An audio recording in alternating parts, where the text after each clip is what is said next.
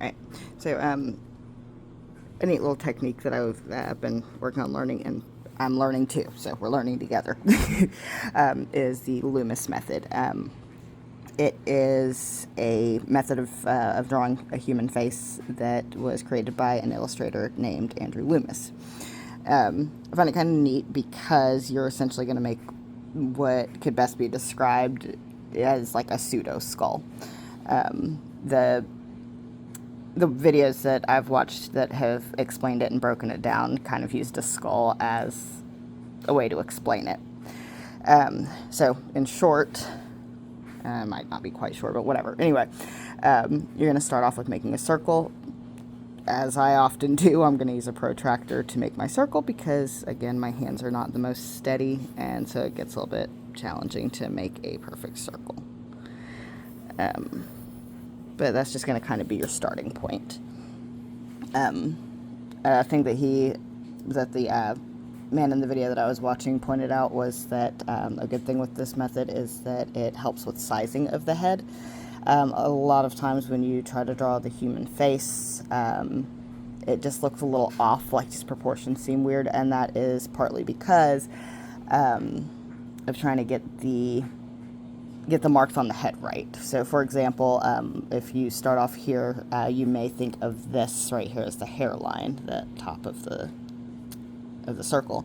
Well, what it is more that the top of the circle is the top of the skull. Like if you look at a picture of a person, the very top of their skull is what you're looking at here. So, it'll make more sense as we go, but so that's just going to be the starting point. So from there, it is that you're just going to make a line kind of through the middle. If you want it to be like their face angled down slightly, you can make it down a little bit more. If they're going to look up a little, make it up a little higher. I tend to go just below the middle. And to be entirely honest, that's not always intentional, but whatever. Here we are. Okay. So that line in the middle is going to be the brow line. So from there, you can just kind of make a line coming down, and that is going to be where the nose is. So imagine if you're looking at a skull, where the little line is that goes into the triangle, that's the nose. So that is where this is going to take you to. If you're wanting the face to be, looking a little bit off to one side or the other, you'll just kind of make it over a little bit more, so it'll be like a little bit off to the side. If you do it over here, you can do it completely over here to make a profile face. But we're going with this because I feel like doing it this way will help me get my point across. All right. So when you are looking at a skull also from the front, you note that there are two little areas where there's like a circle missing, like where your temples are, and also kind of where your ears set. So you're just going to kind of carve those guys out of there.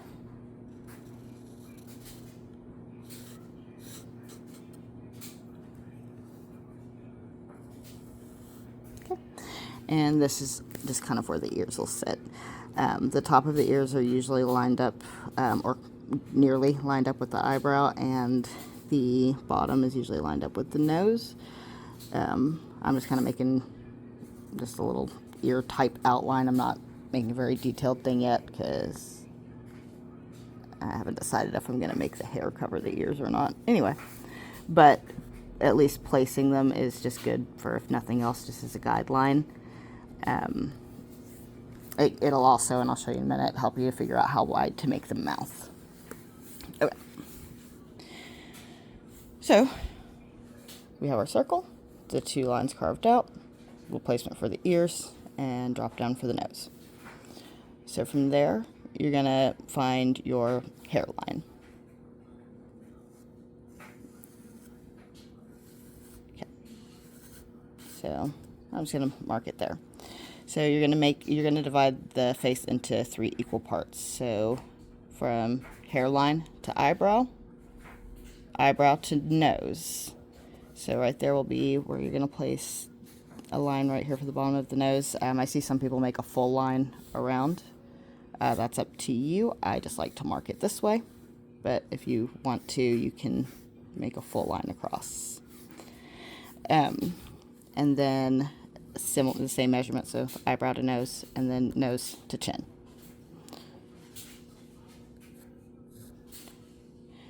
Weirdly enough, I have done this with exact measurements, and I actually think I like it better when I sort of freehand. It just, I don't know. I feel like when it's just too perfect, I don't like it as much. Anyway, point. So from there, just where you ended your lines, where you carved out those little sides, you're just going to kind of draw down and connect. And this you can come back and correct this later if, say, your reference picture has, more rounded jawline, more pointed jawline, or if, you have hair covering or whatever is going on. This is just, kind of a basic outline. We're not going for detail right this second. We're just trying to map it out and put everything where it goes. Okay. So that is going to be your basic structure, and then just so it doesn't look like a weird floating thing, you can just kind of add a couple of little lines to kind of be in place of like the neck and shoulders. Okay, so from there, you're going to have just a couple of little circles right here. Think of this as just sort of the eye sockets. Your eyes are going to fit into these things. Your eyes are not this big.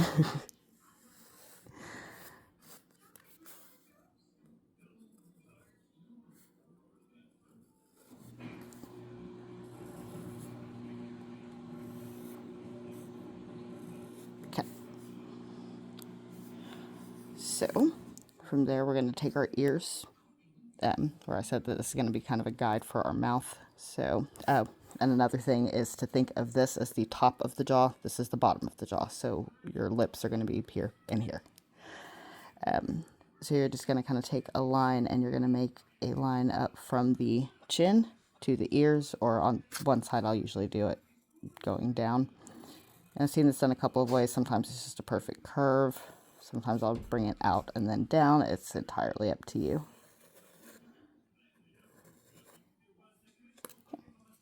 And you're going to kind of do the same on the other side.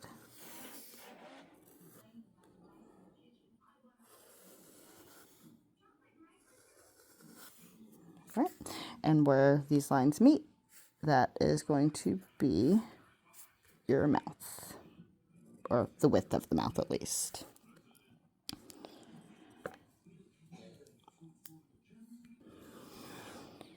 All right, so from here I'm going to go through and erase some of these guidelines because they have served their purpose and I don't need it anymore.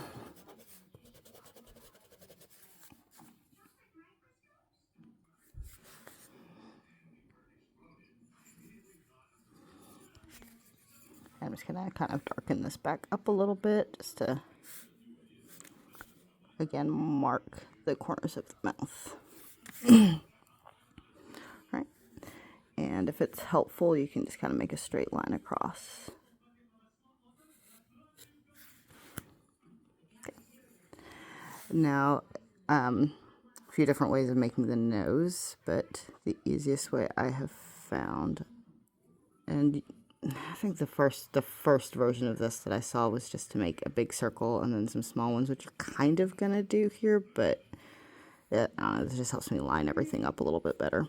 So right at the line that you made, you're gonna make yourself a circle or something kind of like a circle. Sometimes I'll actually use a shaping device, but I don't feel like it right now. So somewhere near the middle, and the size of this can vary a bit. You can make your midline higher, lower. You can make it wider, and it'll help you to shape your nostrils. I'm going to do one like mine since I kind of have a wide nose. The blackness in me. Okay, so you're going to make a line through the middle, and then kind of extend that out, and then you're going to curve these guys down.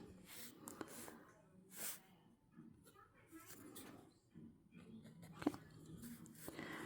At the top of your circle, you're going to make 2 lines coming up, and you're going to curve them out.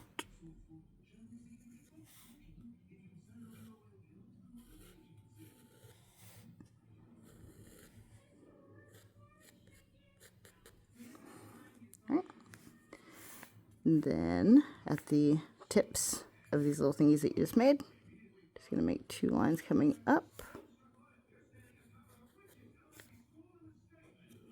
And then we're going to curve those guys around a bit and just kind of have them pointing at like the bridge of the nose.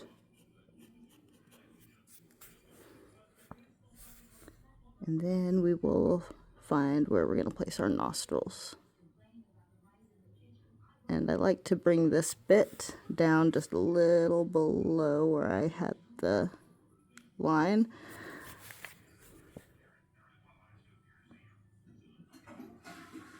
And I do often end up coming and reshaping the nostrils at some point. This is... Alright, there we go.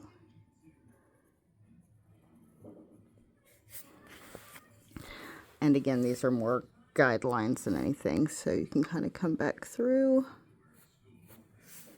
and you're just going to kind of curve these guys around and make them a bit more round.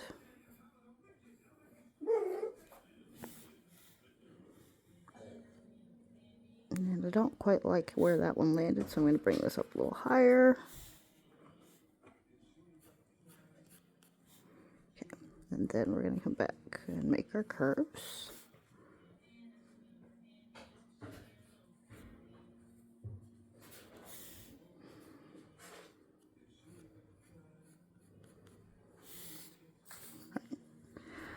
And then from there, I will go back through and erase my guidelines. Alright, so when I took away the guidelines, I did also kind of curve the bottoms of the nose up a little bit more. Just kind of point them a little bit more toward the center. Alright. Now, I'm going to kind of just use the eyebrow line for its purpose. So the line where we had the eyebrows, we will just go in and we'll just kind of make a general shape.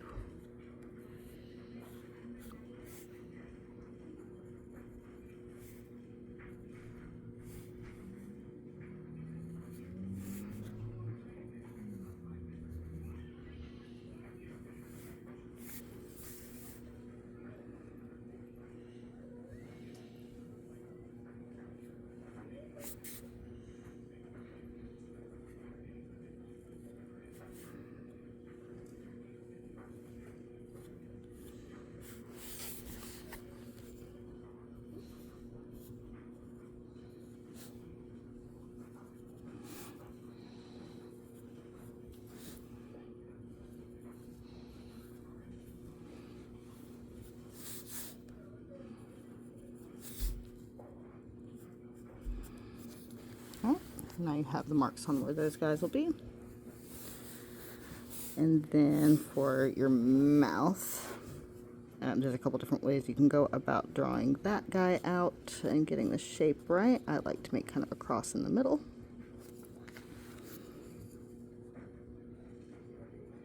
And then make a couple little curves.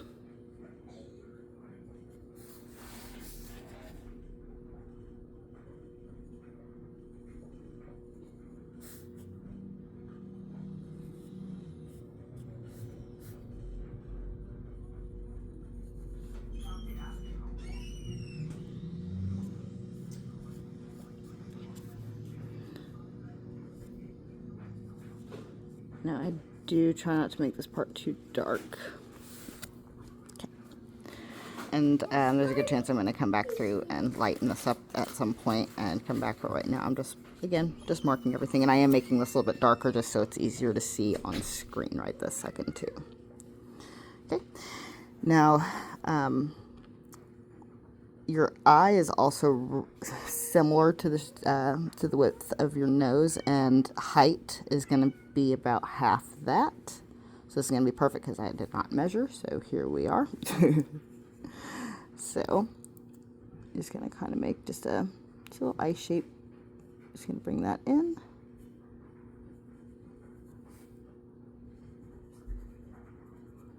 And out. And around.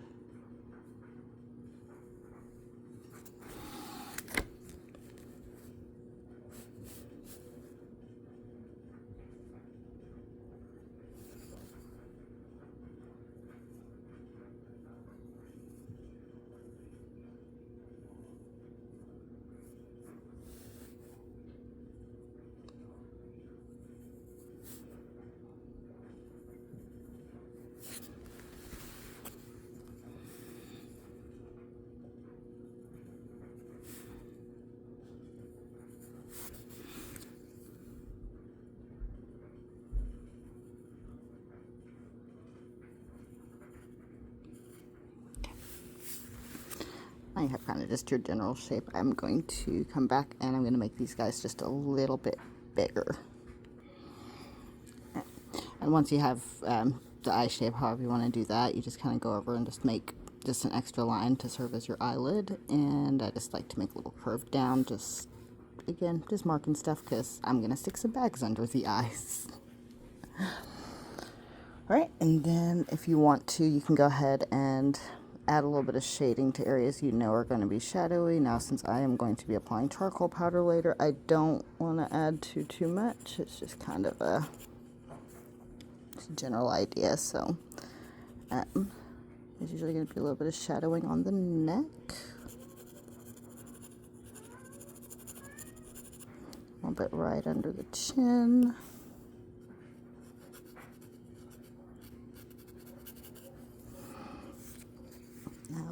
And then you're probably going to have some across the nose, and that's also kind of why I left a little bit of that circle, because I'm going to add some shading there. And possibly up and down the bridge. And kind of where it curves and meets the eyes. Alright, so from there I like to go ahead and start jacking around with my charcoal. But that is just kind of the general idea of how to start making a face or head.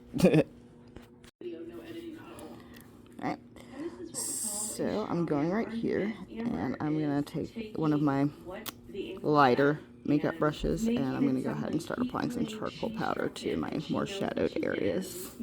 On this channel or this account, and is trying to use this as a way to prove that, you know, the Engel's lying about something or whatever. Again, he never said you struck him, Amber, but she's trying to use it like a gotcha against him when it's really not. All it's showing is that she does a lot of striking of channels, you know. And I mean, if this person, whoever it was taking her videos, uploading them with no editing, no commentary, no nothing, it is fair to strike them. I will agree with that, but I wish she would have scrolled down so we could see everything else that she has struck, because all we can see really is stuff that she struck in July and something from March, I think. I would love to see that whole page. Scroll down and show us everything, Amber. What else do you want to see, huh? This right here, see this little section right here where it says matches? This is people that I'm able to strike because YouTube finds it for me, but I don't. So let's go to the date. So we have the Melted Candle, Reddit Relationships, the Amber Reed Life, just all kinds of people. Live Reacts, whatever that is. These are people that YouTube is like, yeah, they're stealing your shit. I mean, it just goes on and on, right? But this is my removal request. This is my strike area. Like, I'm just so tired of like these reaction channels, just because like you're not 100% like perfect, and like people like actually hate you as well. Doesn't mean that I'm the one who is striking your shit. It means other people are. I don't know what to tell you about it. Sorry, question mark, I guess. And here's the other thing about this whole strike thing. Now, as far as I know, the Engel has not said if he got a copyright strike or a TOS strike, which basically means he did something that violated terms of service. Now, all Amber showed is her copyright striking page. So she still could have struck this video, just not copyright struck it. You guys get what I'm saying? Like, she could have reported his video for all sorts of things: harassment and bullying, maybe hate speech, harmful content. Like, there's so many different things that she could have reported his video for, aka struck his video for, that doesn't necessarily have to be a copyright strike. And the thing is, you can record a video that blatantly violates TOS and YouTube does nothing about it. However, if you are a bigger channel, if you have a YouTube manager and you go to them and you tell them, and so there I just applied where I'm sticking some shadows. Now as I go, there's more of this that'll be darkened, and these areas are places that I'm going to continually darken just to make sure that these shadows stay in place as I'm kind of balancing out the skin tones. A strike. You know, if you With Chewy, get their mealtime match at a great price. And then if you want to from there, you can go ahead and just darken the areas that you know are going to be pretty dark with your charcoal pencils. You can see. For low prices, for life with pets, there's Chewy. You threatened her the same thing. No, I didn't. I don't have any single recording of her in a vulnerable state, half naked. I didn't record her because I'm not fucking insane like that. Well, that's definitely debatable, but I think a few things could be happening here.